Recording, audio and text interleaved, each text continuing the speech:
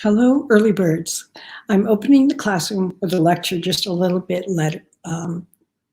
before, just so you can get in to listen to it, and we'll start officially in about 2 or 3 minutes. Make sure there's a, yay! Denise knows how to do this. On the right-hand side of your screen, there's a chat bar, just letting me know you're on board, lets me know I'm just not talking away to myself, which is always important. And for those who don't know me, I'm Mary Buckham, and I am your instructor this week. Now, there is an option when you sign in to do the classroom, and the option has a link, oops, do it backwards, that says, please grant StreamYard permission to see your name if you want me to see your name. Otherwise, I'm just going to see Facebook user. And so I can't apply to respond to you directly. So, hey there, hey back. There's a lot of highs. And I'm so glad that we have so many people interested in this topic because it's very important. Jennifer's here, Amy, Riley, yes. Nice to see you all. And again, we'll start in just a minute or two to get other people into the classroom. And I have some general information for folks. So before we get started, I wanted you to know, and particularly those who are concerned, I have set the group to private.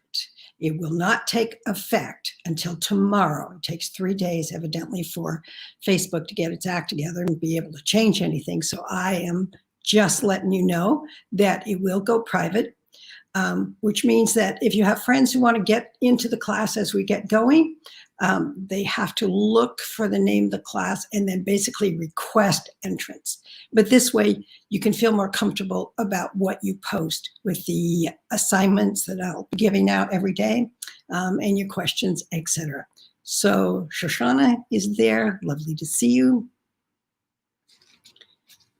So that's important. Also, there is someone from Florida. We're going to be posting in the Facebook group. This is where the replay will be posting. And there's Lou and Brenda. Nice to see you. There will be a handout uploaded to the Facebook group on the 12 stages of intimacy. Okay, I guess that's Mary there from Olympia. Or it could be other people. Again, for those just signing in, there is an option when you first sign in to allow your name to be shown. But there is the 12 stages of intimacy.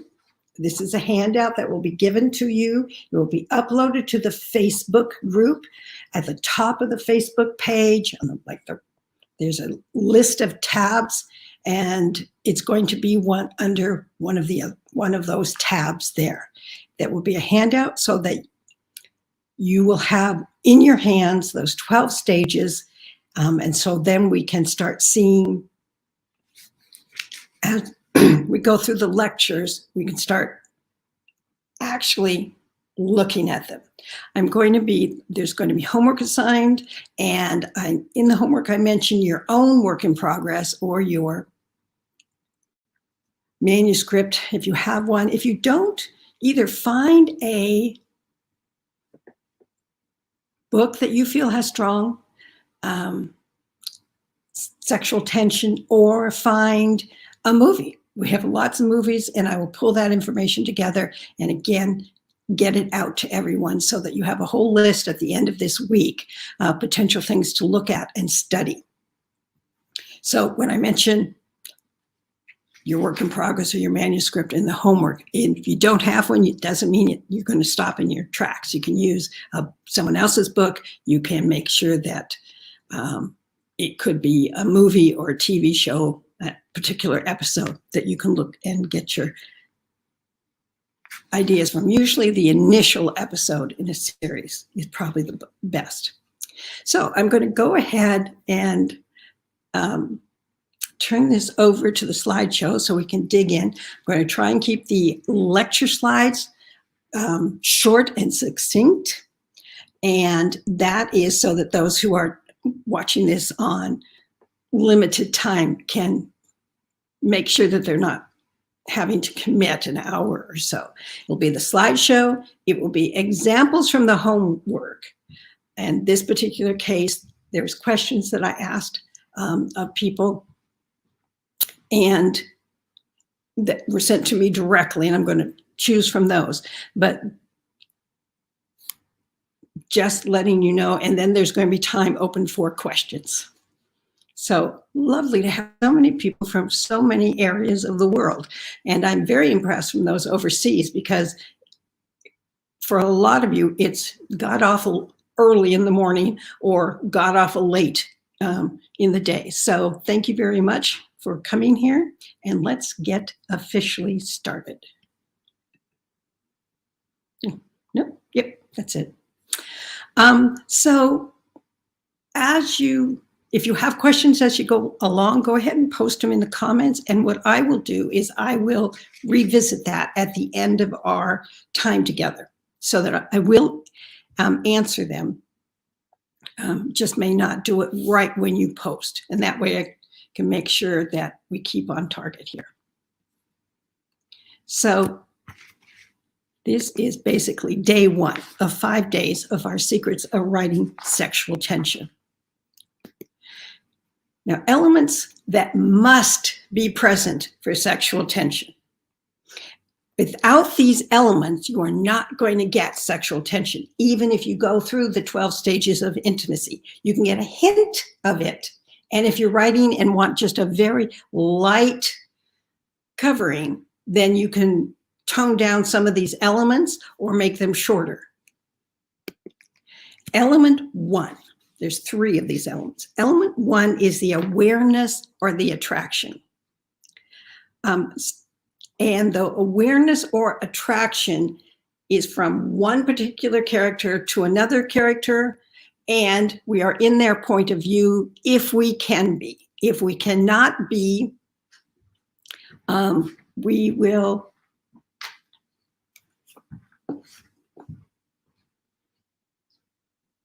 see their point of view from someone else's, from their dialogue, from someone else's who made dialogue with the secondary characters, so we get a sense of where they're coming from.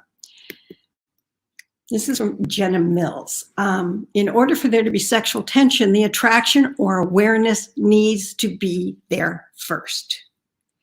And this is sometimes what causes people a little bit of a speed bump, is that they either overload this, oh, I want him or I want her, hubba hubba, let's go to bed, instead of taking the stages and one individually and letting the reader see that. That's how you build the sexual tension. So it's not just awareness, but it's specific awareness. Why this person, why you see this in this person.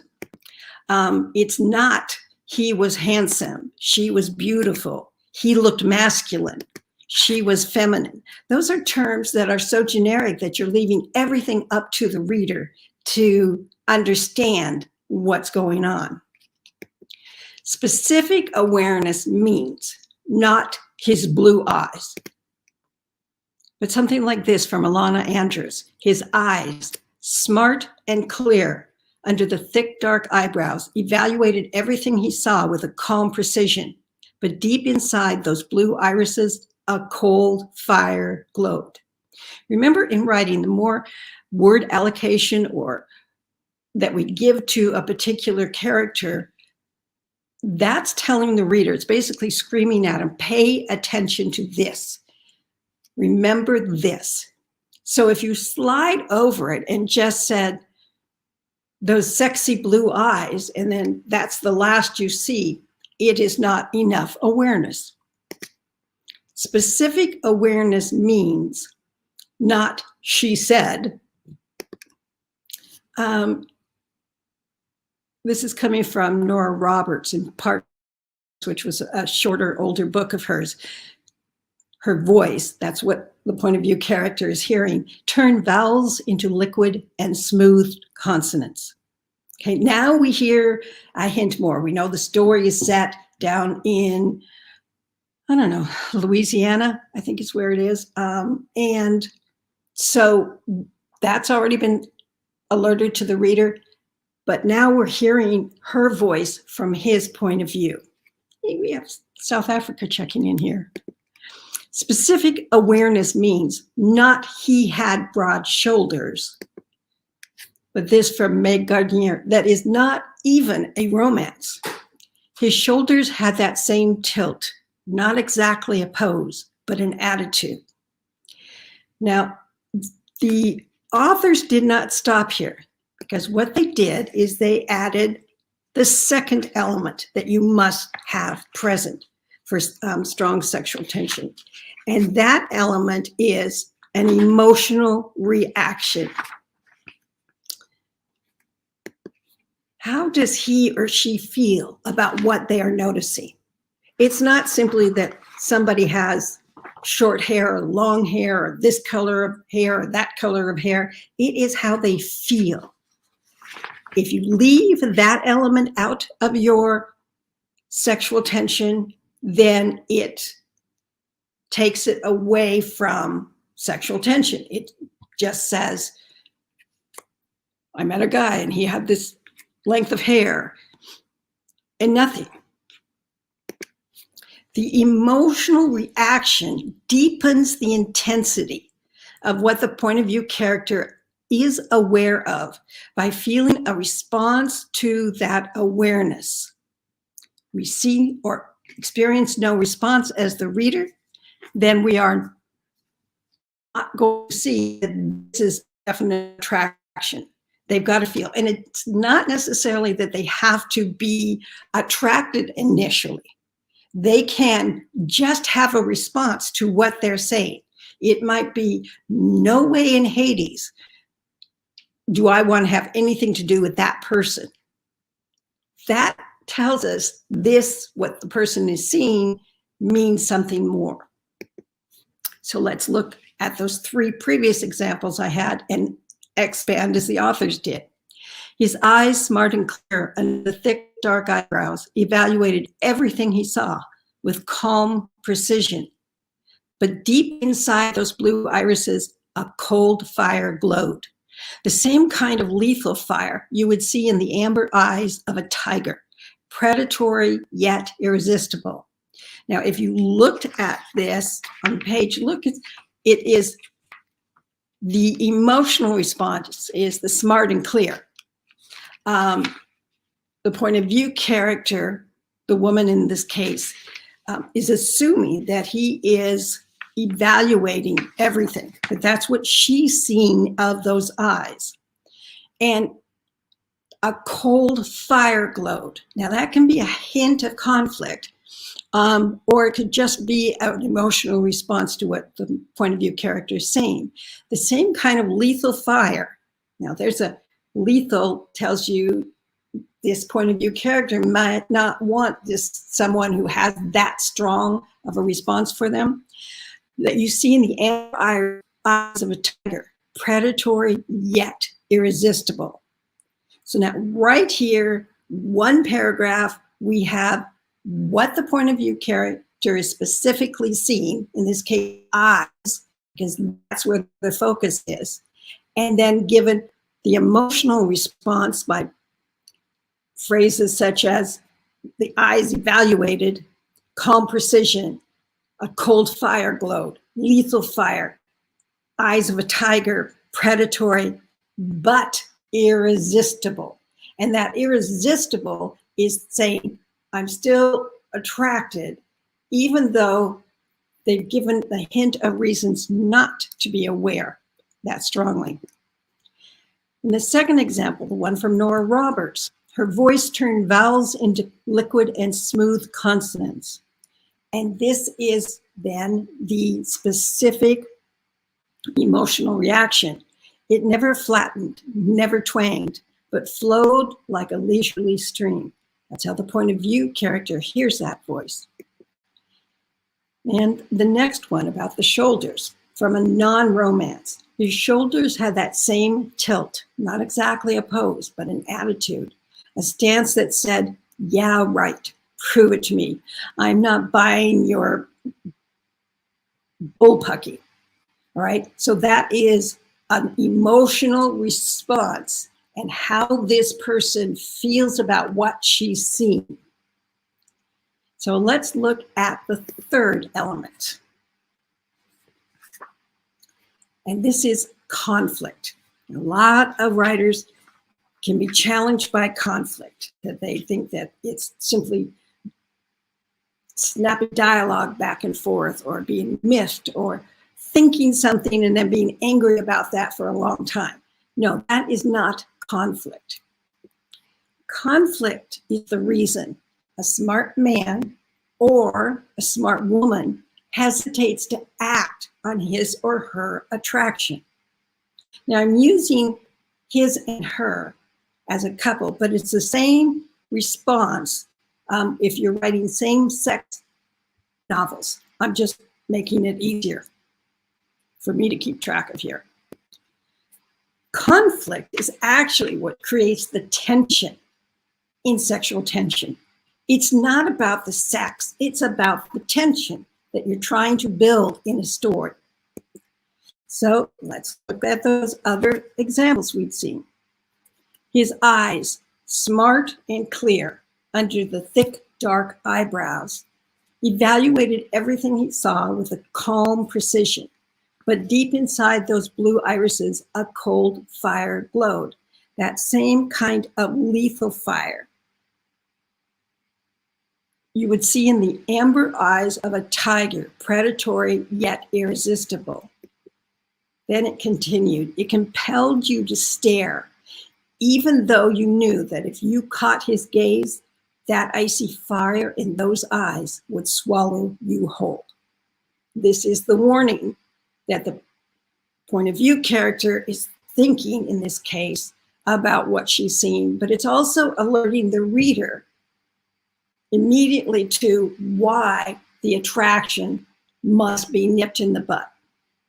Okay, the closer you can put these three elements into close proximity to each other, not just say once that there was conflict and then let the reader remember what that conflict was. Some novels you can, depending on the degree of conflict, but every time that the character is drawn closer, particularly through the 12 stages of intimacy that will be uploaded to the Facebook group today so that you have a chance to keep it in front of you, the closer you can get that conflict to the awareness of the other, specific awareness, to that emotional response, the stronger your sexual tension.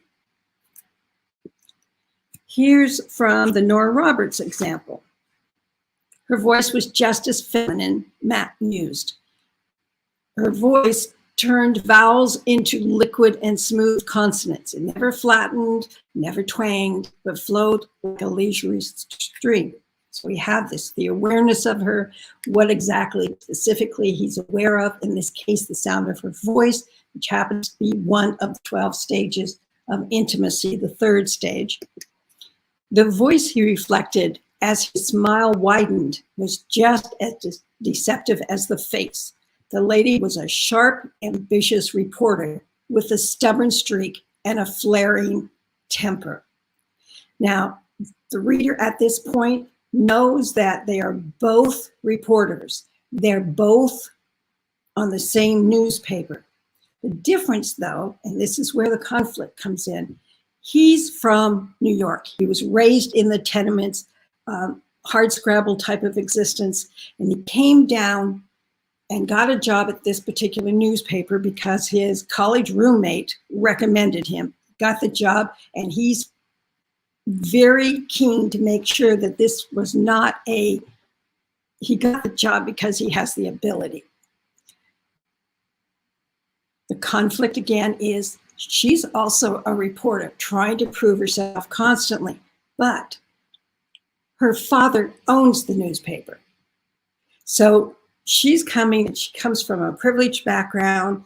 And so there's a conflict that is not going to be easily resolved, that he's going to feel like he's good enough for her, and she's going to feel like she can trust him to not take advantage of her attraction to him. Now let's look at the next example from a non-romance. His shoulders had that same tilt, not exactly a pose, but an attitude, a stance that said, yeah, right, prove it to me. I'm not buying your bullpucky. But the smile, the fearless grin that had always taken the sting out of the attitude was missing. This right here lets the reader know that there is a backstory between these two, that the point of view character, the woman, sees him and also has this backstory with him, but we don't know too much at this point, and moves into what, again, just layering just a little hint of that. We don't need it all right up front. Continuing, his sandy hair short, he had lines around his eyes that hadn't been there 2 years earlier. Again, so now we know that there's 2 years between these people, but we don't know what happened. The planes of his face, of his physique, seemed more sharply defined. He'd lost weight.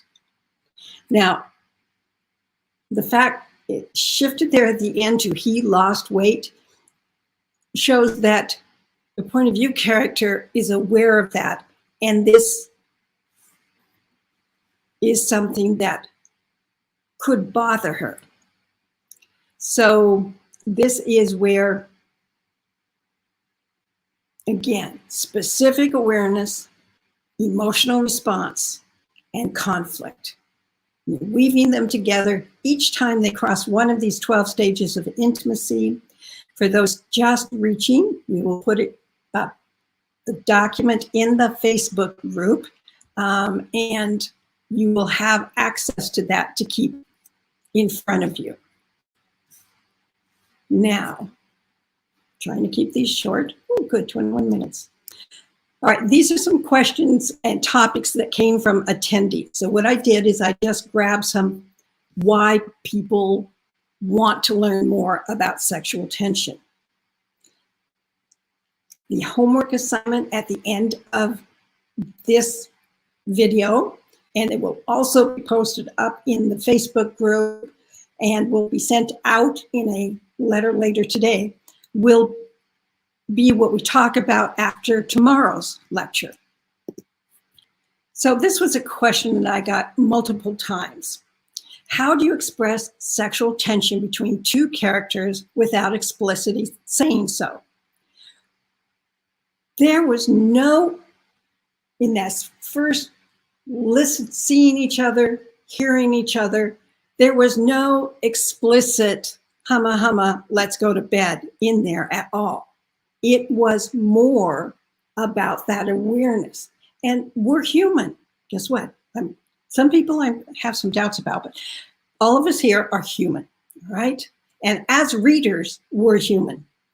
And we can, in real life, these sexual stages of intimacy are going on all the time. We are aware of them. So we don't have to be explicit. We don't need to use graphic sexual language. In fact, this is what trips a lot of people up. They forget these early stages of intimacy and they rush to the later stages. And the 12 stages, it is not until you get till stage 10 out of 12 that are you getting into the more sexually explicit. So for those, and there are a lot of you that are not writing a romance, but just want a hint, for those who are writing for the Christian market or inspirational market or the sweet romance, you never have to get all the way to stage 12, as long as you on the early stages that we'll be going through. I write both contemporary and historical mystery novels. Well, there is some sexual attraction in my stories at times. I'm not sure how to weave it in without interrupting the mystery plot. You weave it in, even in a romance novel, it's not like these characters, this is where the conflict comes in. As long as the reader knows there's a reason, one or both of these characters have strong reasons not to get involved, and they're reminded of that throughout the book, then you're not interrupting the mystery. It's an inconvenience that they are aware of this person. But if you're writing a mystery novel and your female protagonist is the sleuth or investigator, and the male antagonist is just somebody who's come to town and is selling real estate, there's no conflict between these two. There's no reason that they shouldn't be aware or attracted and even go all the way to 12 on this 12th stage. So what you do is make sure that your conflict is really there. How to balance the push-pull without letting them get too close too soon. Like in real life, it's not like we see a person that we are aware and attracted to and want to act on it. We have this reason not necessarily to act, but we visit that stage again. So you see someone sweaty and grungy from working in the yard, that's a first glance at them. So stage 1. But later on, if they dress up and it looks like a different person, you still revisit that stage again. So you can, particularly these earlier stage, you are, as the intimacy grows between the two people, you can revisit these stages, not seeing the same things, but seeing something new. Like if they notice their face the first time, the next time they notice their hands and how competent their hands are, or the fact that they have calluses or whatever. It is that you don't have to rush through it. Okay, check off. I got it, Mary. I got the first stage, and then move on and rush all these stages. It's like real life. One step forward, hesitation because of the conflict, to pause or to step back. I'd love to know how you decide on the length of scenes for maximum effect. I received a number of questions like this, and there's no wrong questions at all. But let me be clear. In 1 week, that kind of question is very specific to a specific story. And I'm not here to give you that kind of information because, and you don't want me to. That leaves me, and then all you learn after you leave here and use it on this particular story is that I don't know how to replicate it, I being you. So my intention is not to go deep dive into this too many specifics that focuses one person on their specific story, not on the whole group. And how do you replicate what you're learning today and this week for the next story and the one after that? So that's where my focus is going to be. So I'm not, maximum length of scenes is basically, a scene is you have a goal. The point of view character has a goal. Whatever that goal is, they're going to encounter conflict or opposition. And the end of the scene is a disaster. And it doesn't have to be a bomb that blows up. The disaster can be as simple as they never really got the chance to ask their question. That is going to be as long as it's needed, depending on where it is in your novel. So this is a pacing matter that isn't specific necessarily to the sexual tension.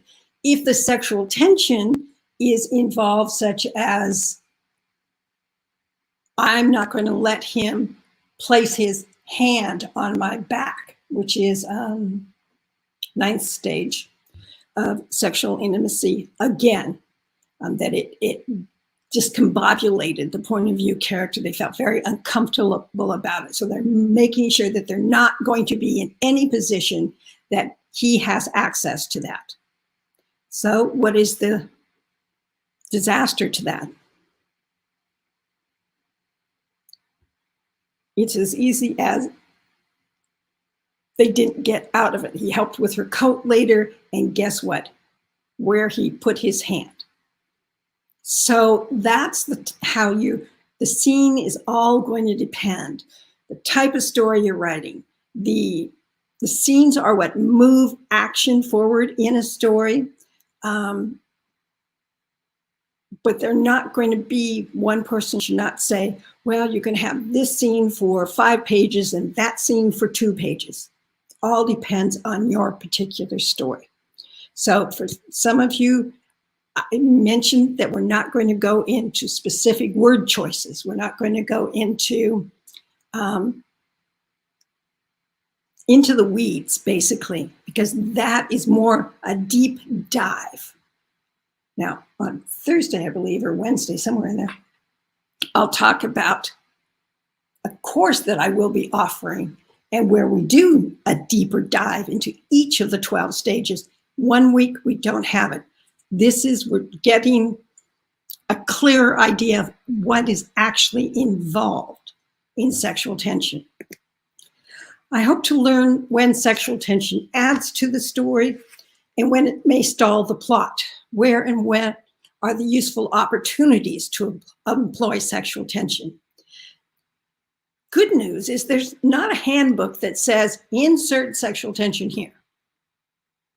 What you're looking for is, depending on your type of story, and you have or will have the 12 stages of intimacy in front of you, you will see that for these 2 characters, if this one wants to move further along in the intimacy for a very good reason and the other one doesn't, then this is how you use that sexual tension is like you use conflict.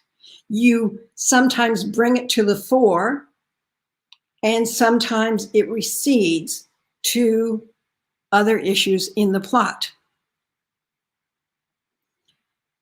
And everybody who's posting a question, I will be answering at the end here, just a little bit. I want to find out how to make sexual tension, real and interesting to the reader without hitting them over the head with it. How to weave the tension seamlessly but continuously throughout the plot and through a series, preferably without in-depth descriptions. By in-depth descriptions, it means strong sexual references. And that's very doable. You can. This is you as the character has an external goal and a reason they're trying to reach that goal. Here's this awareness that it may be and should be complicating that external goal, reaching it. So every time in your story that you're having your characters experience one of these 12 stages that we're talking about, or even 8 stages, if you're writing without wanting any sex on the page, then you're going to, by the first time is the strongest time you want to make the reader aware. But from that point forward, you can tighten what you're saying and the reader is filling in. So it's a back and forth all the time. You go back to middle school or high school, or where you first became aware that the sex that you're drawn to, that there was someone that you were very drawn to. And it wasn't a straightforward, the likelihood, depending on the age that you were, there may never have been anything even up to a kiss, which is actually stage 7. It was just the push and pull, the concern about it, the awareness, the wanting, but not wanting to know the other person but not knowing how to do it, or if you did go out with them, were they going to want to kiss? Will they not want to kiss? All those things, back and forth, back and forth. So that interweaving it with the plot all depends on the plot. And you do not need in-depth descriptions. Yes, we have a lot of books out there now that basically start at stage 12 and actually work backwards, because basically jumping to the later stages, the hand to genital, which is stage 11, genital to genital, which is sex, and stage 12, that's sex.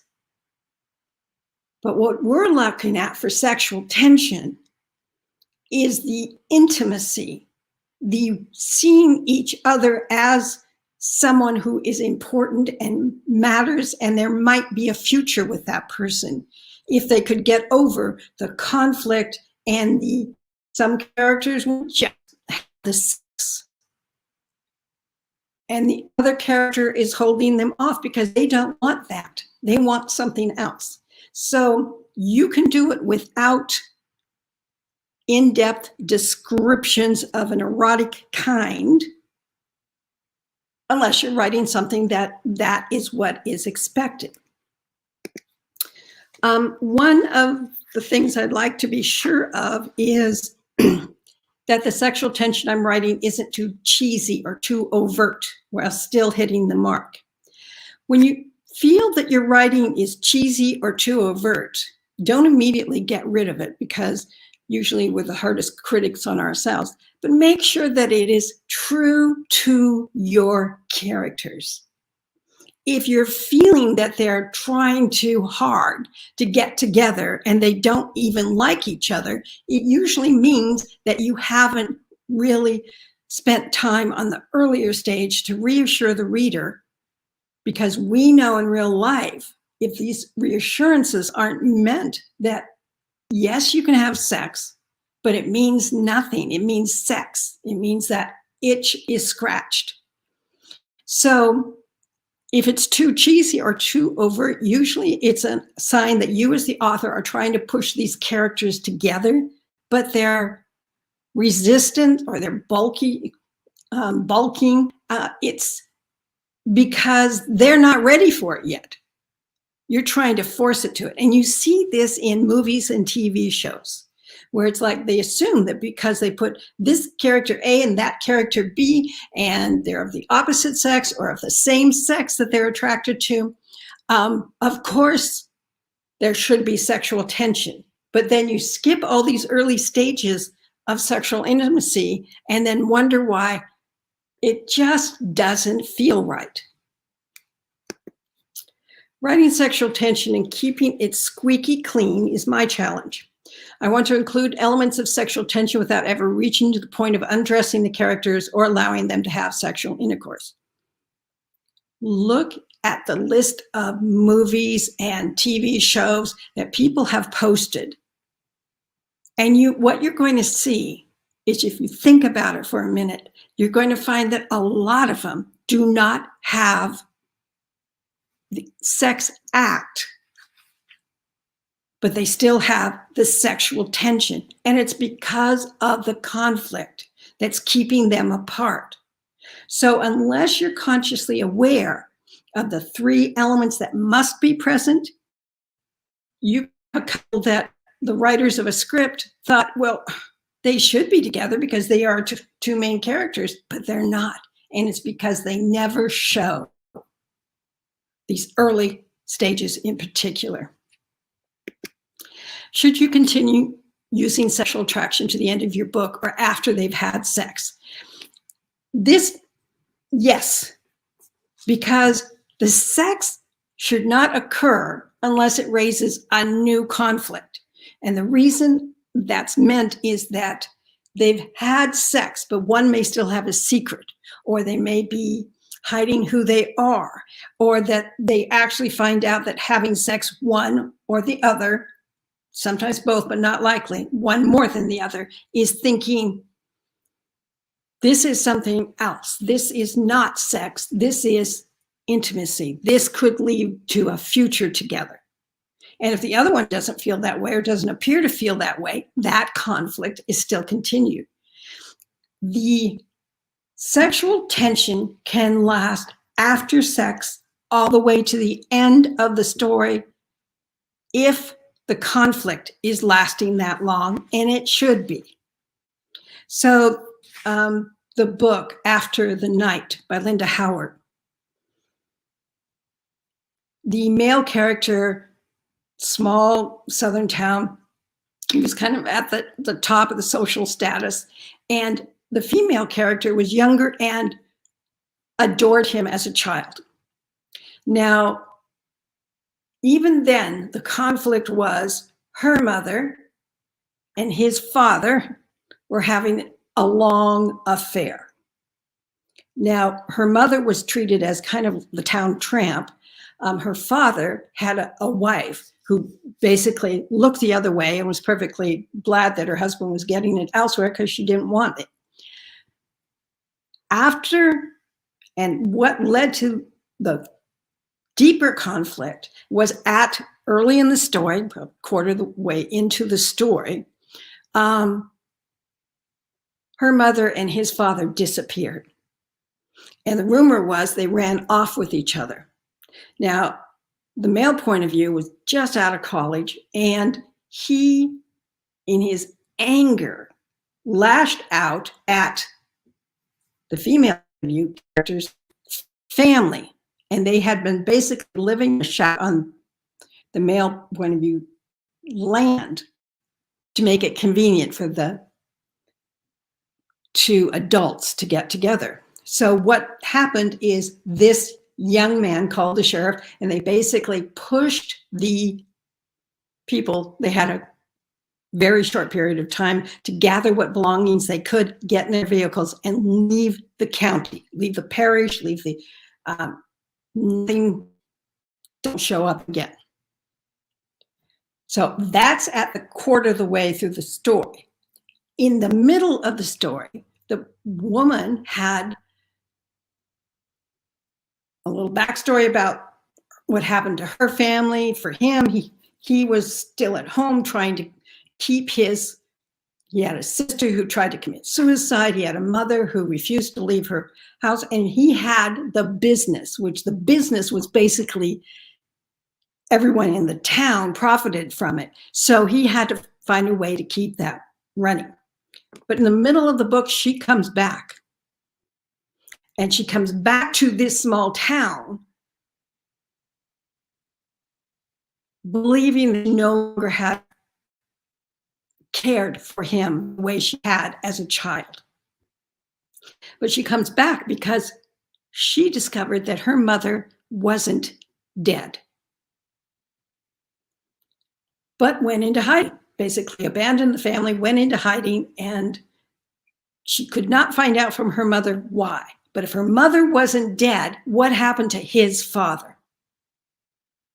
So that became her story goal, but it was also her secret that she was not going to tell the male about that because, one, she didn't want to bring him hurt to find this out. Two, she wanted to get her facts straight.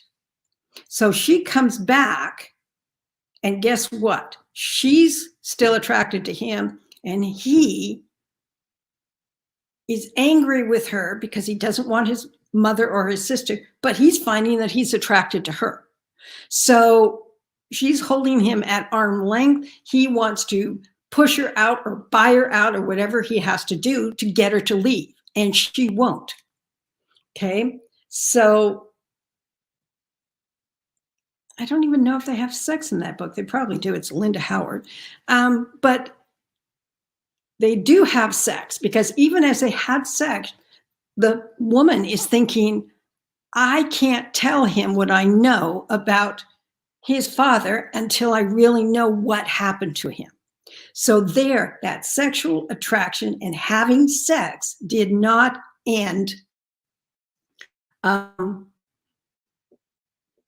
after they had sex. It continues until the end of the book. How to build sexual tension subtly, avoiding the usual cliche methods. How to make it subtle, not just hard cocks and wet pussies. Now, knowing that a lot of you would never put a hard cock or a wet pussy in your story, this may not be your issue.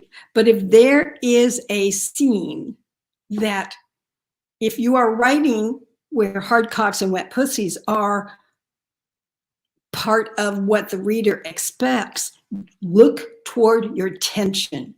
Look toward what else the point of view characters are thinking about.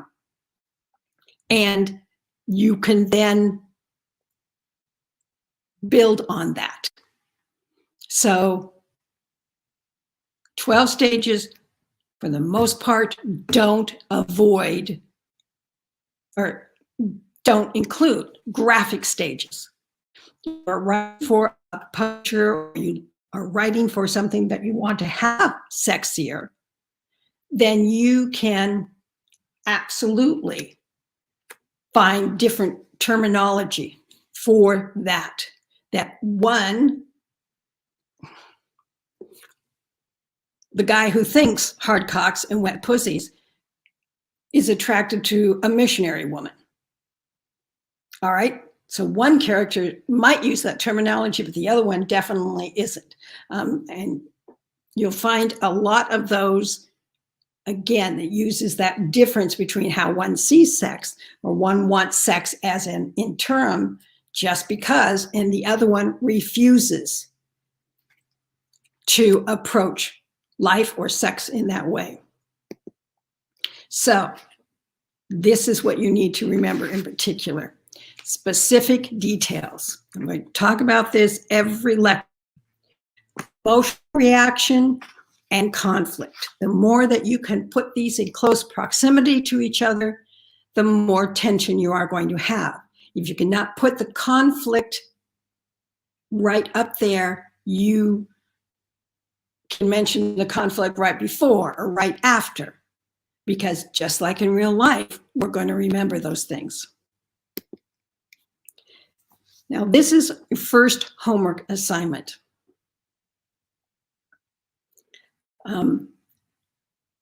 See if you can find a paragraph in your manuscript or your work in progress, if you have one, if not in a book that you are reading, that you feel has sexual tension, where you combine the three elements: specific details, emotional reaction, and conflict into one paragraph.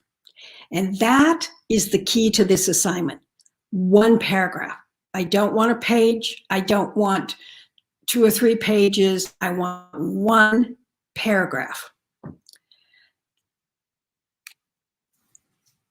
Remember that when you're posting this to the Facebook page, use the hashtag capital H, numeric number 1 in the posting, because this will put it into a basically easier to find for me. Don't post it on somebody said something and you post it in the comments, and then somebody else says something and somebody else adds to it. Those get lost really easy. And tomorrow I'm going to pick some of the examples I'll use, and I'll explain what works and why, or what's not working yet, in the Q&A session after the lecture. All right. So let me go back to answer some of these questions here. There is an upload of the, let me see this. Okay, there will be an upload of this lecture every day. It will be put on the Facebook group page. I don't give out the slides simply because that then they get lost and everybody starts sharing them, and it's like, why? Some people actually even use them to do their own workshop for somebody else. So that's why I just don't hand the slides out, but I do put them in the Facebook page. You can take pictures of them if you want. But that's right. Also, if you cannot be at a particular lecture, you catch up what has been said in that.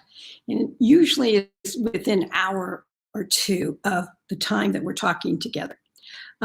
Riley had a question. I'm confused by stage one. It seemed like one or both of the characters are looking each other up and down. When men do that in novels or for real life, it tends to be condescending. Could be the same for women. So how is stage one good in this case? All right, I'm assuming in this,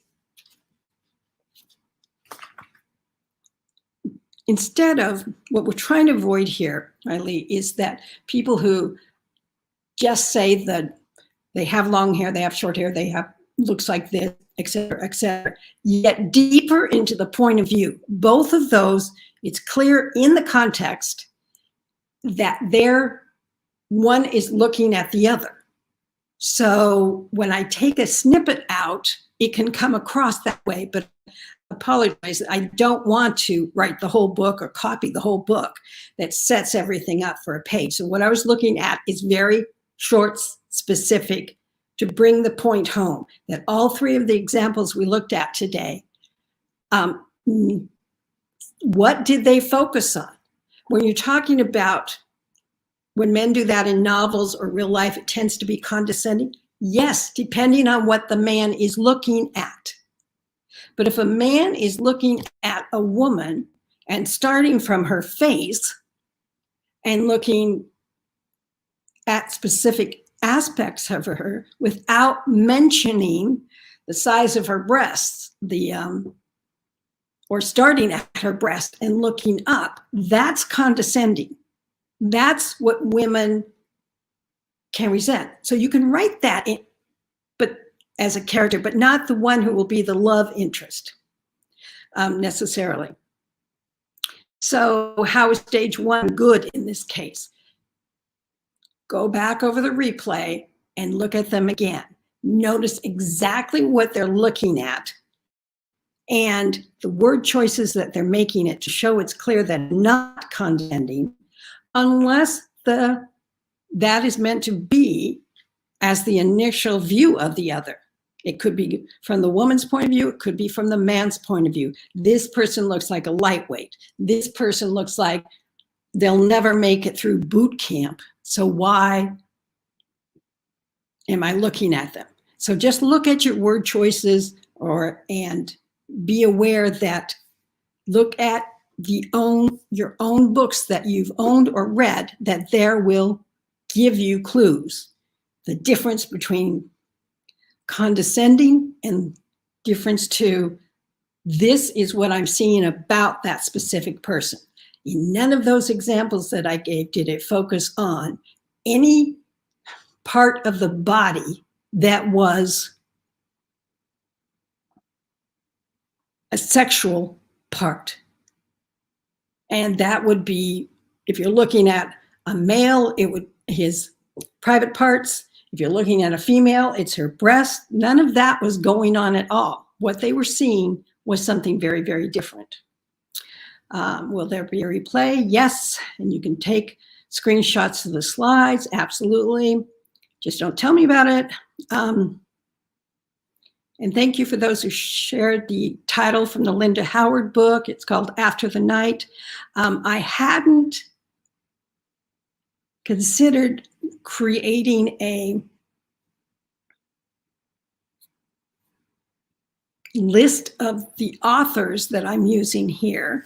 I am pulling together the examples of the movies that people are talking about, but you can do it yourself because it will, by writing it down, by making your own list, it anchors it a little bit stronger for yourself. Jenna asked, with regard to the eye to body, I had the idea that it isn't necessarily while the people are directly in front of one another, more that this is what they are taking in from one another, perhaps from a distance or across a desk. You can do it that way, Jenna. There's no limitations. They can be right in front of each other, or they can be physically removed from each other. It is just that the first time you reveal what the opposite sex member looks like from this sex point of view, that it is noted, that it is not just what I'm seeing, it is what I am feeling and why I shouldn't be feeling this. So there's no one hard and fast rule when one sees the other of what distance it's going to be. If you bump into somebody, it's right up front. So it can, and Andrew mentioned that too, that you can use it from a lot of, don't limit yourself. And this is sometimes where people talk about, our instructor will say something and people take it as a hard and fast rule, but it changes with every book. Jenna mentions that she was thinking to avoid any issue of condescension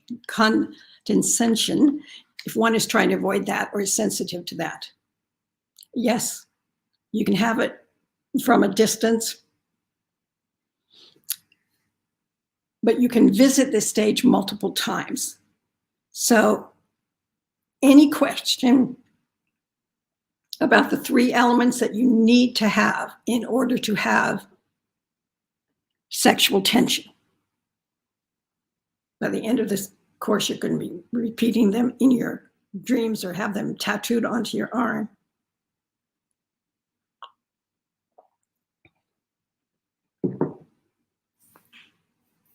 All right. If you do have a question about them, go to the Facebook page, use the hashtag Q, letter Q. That kicks it into its own thread, and I could repeat them. Okay, it is specific awareness combined with emotional response, combined with conflict. And again, I'll be repeating them time and time again. So in the homework that you're doing, and he points out, as long as there's no mention of breast or other sexual parts, there is none. That someone may be condescending for another reason, but it's not condescending as a put down of that person's sexuality or sex. So that's how you avoid it. And if you take these examples that I'm using and find them condescending, then it might be simply, I didn't choose them that way. I do have examples of condescending, but I want to focus on other ones. So it might be there's not enough of the context for you to understand. That's why I sometimes give a little more clarity about what is the conflict that is going to be problematic for these 2 characters. Okay, I want to make sure that I don't take too long for these lectures. So if you have questions about them, hashtag Q in the Facebook page. Do not tag that to someone else's comment because it will get buried in the Facebook algorithms. Honey, yes. Can you explain to me where on the page in Facebook is going to be this list of the 12 stages? It is under files. Okay, yeah. The 12 stages is going to be under files. So look on the Facebook page at the top of the page and look for this. And is that where the homework's going to be too? The homework will be there as well. And that's where the homework's going to be also. So making a print copy for you and the 12 stages of intimacy. And that will also be where I place the list of books, movies, TV shows that people have recommended. Jenna says, I don't find the examples condescending, but then I like a basically a strong alpha male lead. So it would probably be hard for me to be offended. Exactly. So this is why you need to be very clear about who your characters are and what the conflict is between them. And you don't, not all male characters are going to be alpha males.